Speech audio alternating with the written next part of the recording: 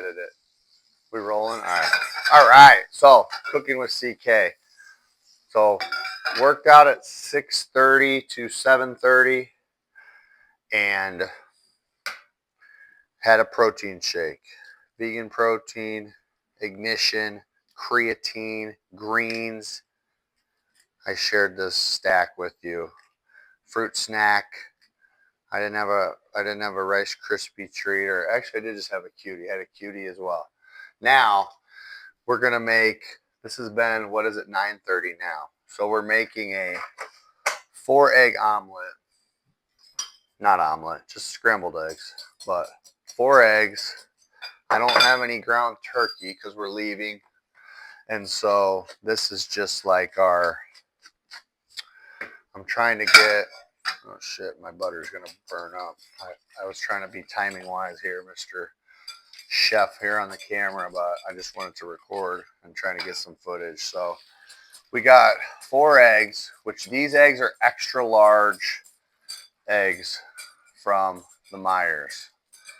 Cage-free organic, extra large. They get you 7 grams of protein per instead of 6. Instead of 6 with a normal egg. I'm kind of an egg snob. These are not like, we don't have our own chickens or nothing. One of my clients actually does. I need to get some of his eggs, but his chickens haven't been laying for some reason. Anyways, I digress.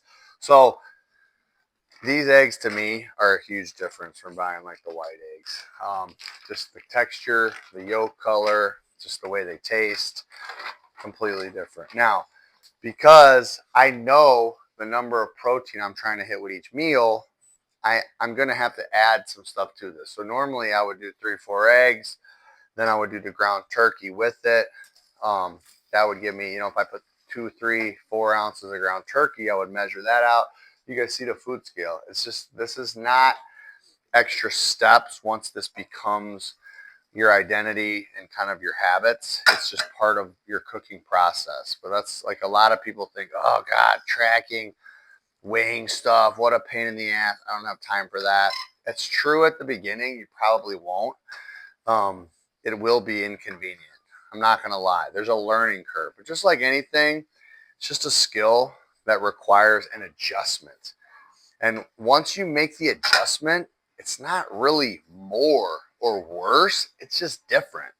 Like, I don't feel put out by weighing this shit. I just have the plate I'm going to eat it on, and I just set it there for a second, and then it tells me that I have the right amount that my body needs. And to me, it's kind of silly to not. It's silly to just guesstimate it, right? Because I have to hit a certain number each day in order to achieve my goal. So I want to be accurate. So to not measure would be to set myself up for failure. So it's just silly. And the cool thing is, so like I said, right now I just have eggs, but I'm going to put some cheese on there because if I add a 1/4 cup of cheese, I get an extra 7. So now I've got 7 times 4 for my eggs, and then I've got another 7. So that's 35 grams just from the eggs and the cheese. So, and when we go by weight, you can go by a 1/4 cup, but I'm just going to tear this out and use grams. It's 28 grams of cheese. When you try to measure even a solid food, when you try to measure it in a measuring cup, we were talking about this last night with our rice, it's very difficult to be super accurate. But when you go with grams, you know what you're getting.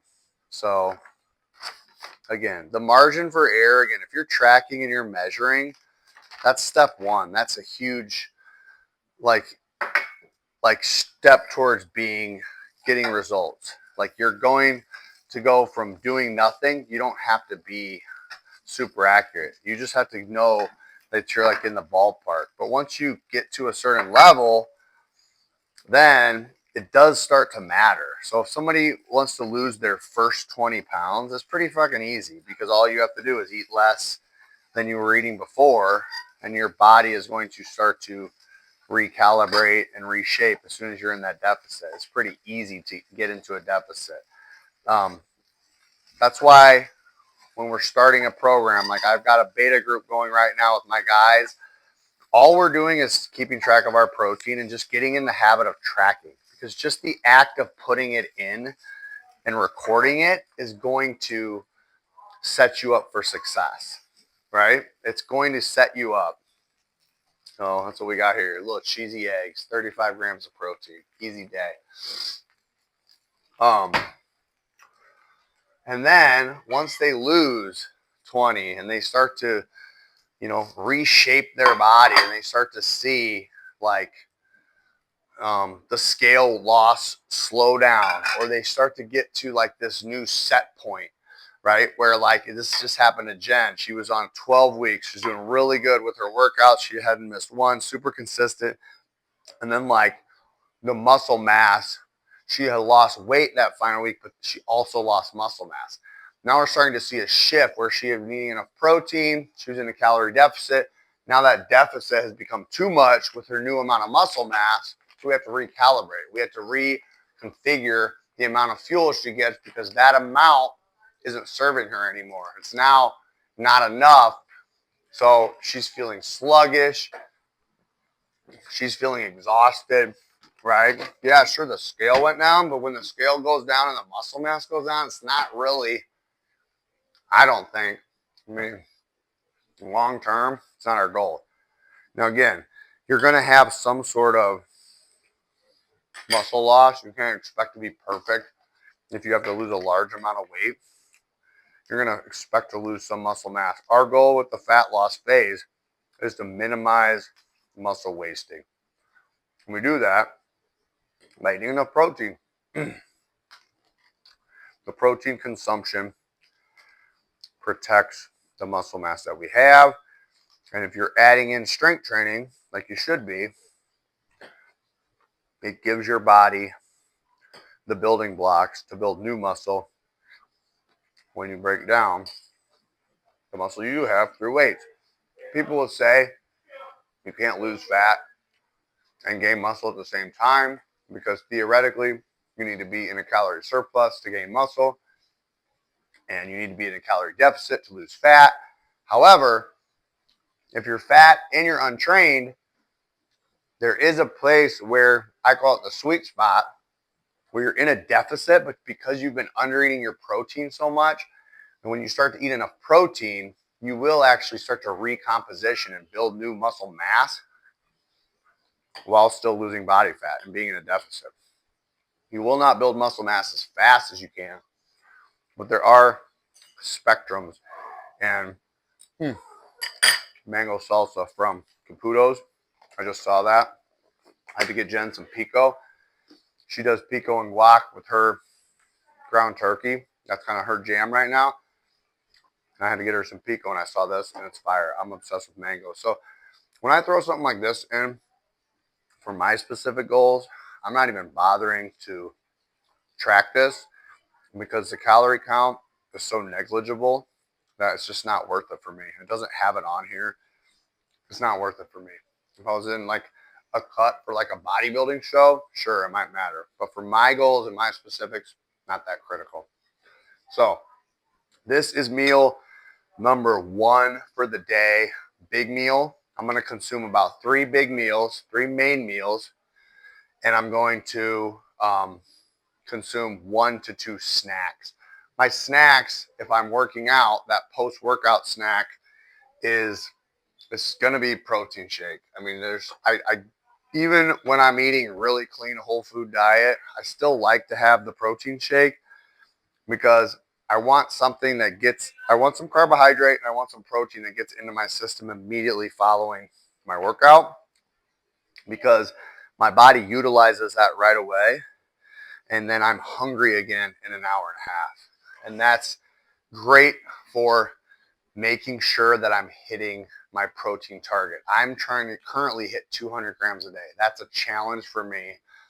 If I get that protein shake in, which is only 20 grams, but then because of the physiological response of my body using those carbs to replenish muscle glycogen from the weight workout, the protein synthesis, like you digest that, and I'm really hungry again 60 to 90 minutes later, which is right now. So now I can eat another big meal. And so we got 35 grams there. I'm about to throw my serving of rice, trying to get 80 probably grams of carbohydrate here with the rice. I'm going to weigh that out as well. And then it's going to set me up for success for the rest of the day with my hunger cues. Most every client we work with has trouble hitting their protein. So I'm a big fan of that. Now, we've done different phases. We've done intermittent fasting. You really don't. This whole protein synthesis window, it's kind of a myth. Um, it is beneficial. Like I said, it will trigger those hunger cues. It will help you to hit your protein. However, if you don't eat it, you don't miss out per se and lose the gains. As like that window stays open and your body stays sort of primed and ready for the next time you do eat. So I learned that from Coach Brandon down at CrossFit down in Joliet, Undisputed. Is like, and I experience it. Everything I try, guys, yes, there's theory, there's what you read in the textbooks, there's the science, and there's the anecdotal evidence of like, have you actually experienced this? And all of this shit, that's why I make myself a human guinea pig. All of this shit I've tried that I'm teaching you or that I'm preaching is something that might help you. It's something I've experimented with because I don't want to just go off of like theory or textbook. I want to apply it into real life and see how it works as a busy dad or a busy mom, as you're juggling your kids and as you're, you know, going about your life. Textbooks say one thing and real life is different. So this is what works for me. And I know once you guys get your metabolism optimized, so it's like 150 grams of rice. I'm going to use these to make our little meal preps. So again, this is something else new. We're going on a road trip. I think it should be 160. I forget what we measured this out. I'll have to check once I turn off the video. I'll have to check. But just so this is like 160 grams of rice. I think I did like 250. I don't know. We were eating pasta too. We're mixing it up. So 160. And these are awesome. I got to give Jen credit for these. So 160 grams of rice. That is not a ton of rice, but for somebody that's not used to eating a lot of carbs, that's like a good serving size. So for her, I got 4-ounce chicken, the pesto chicken, we got a hard-boiled egg, and we got 160 grams of rice. That's going to be like a meal prep thing. We've never done this before. Jen bought these at Myers. They're awesome. They're disposable. They're portable. We can reuse them or we can toss them out. But going to save us a couple bucks on the road trip from eating at Chick-fil-A or Culver's or whatever and getting our protein there. Or, you know what I'm saying, it's also going to help us calculate and stay on our goals because now we know we're hitting our protein intake. We know we're staying in line with our calories and all that stuff. It's just simple. So we'll keep you posted on how that goes. They might put some Kerrygold on there. I reheated a bunch of rice yesterday that was kind of older. It's like normally I keep the rice just in the rice cooker. I just leave it on the sideboard. But like when we actually, I think it was actually my mom was over watching the kids and she put it in the fridge. So it was in a Tupperware. Reheated rice, or like when you get rice cold, I think I had read somewhere it changes like the starch, does something, your body digests it differently. I don't know. Anyways, it wasn't as good for the gains from what I remember. So I usually leave mine out. But anyways, in this case, reheated it and it was like kind of crusty and kind of old and cold. And like when I zapped it, but I put the butter on there and a little bit more salt, dude, it tasted fresh and it was fire. So that's a little hack. Yeah, that's what I got for right now. I'm going to consume this. I've got a couple of stalks of broccoli here that I'll probably throw in there. So I got a little bit of veg with this post-workout meal number 2, the main meal. And then what else will I eat? Maybe like, I'll have my coffee with it, which has the collagen, which I count. Again, research always changing. I've heard the collagen protein. You're not getting the same protein synthesis. I threw that in there when I was on my last weight gain cycle when I went from 180 to 195 for 2 years ago. I got really good consistent gains. I had collagen in the morning and in my evening. It helped me to hit my 200 grams and I put on a good amount of size. So I think it works. Again, anecdotal, but that's my experience. I'm hitting 20 grams of that per day or maybe 30 and the rest is from other whole food protein sources. And it was fine. So, and it does make your nails and your hair grow like crazy. So that part, I will get another 10 grams. So that puts that meal at 45. If you count a little bit of the protein in the rice, like maybe there's 5 grams or something, and 2 cups of rice, so that's like 50. So it's like 50 grams. That's what I shoot for each meal. That was the whole point of this, is like with the measuring and stuff, is I need to hit 50 grams for my main meals. With that snack, that gives me 150 for 3 main meals, and then 20 to 25 for the post workout. So now I'm at 175. It means I either got to come up on another 25-gram snack, so something before bed, or I can have a bigger portion. Instead of having like a 6 ounce or 7 ounces of meat, I would bump that to like 8 or 10. And that's going to make up that extra 30 grams.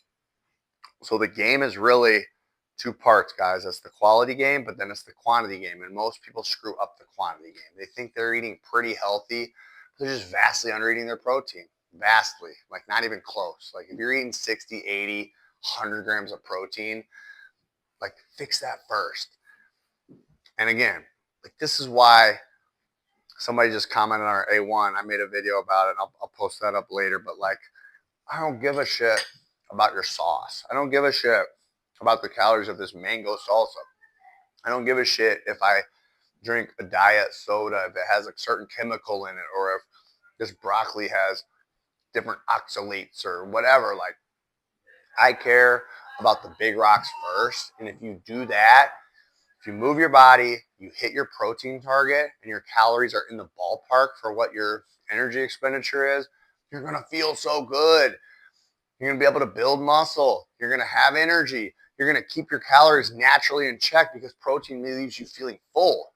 If you can do that and you can move your body every day and you're not just sitting behind your desk all day with like 2,000 steps for the whole day, if you can get out and move a few times a day, or you go walk your dog, walk with your wife, your husband for 45 minutes a day, have a connection and a conversation, these are life-changing things.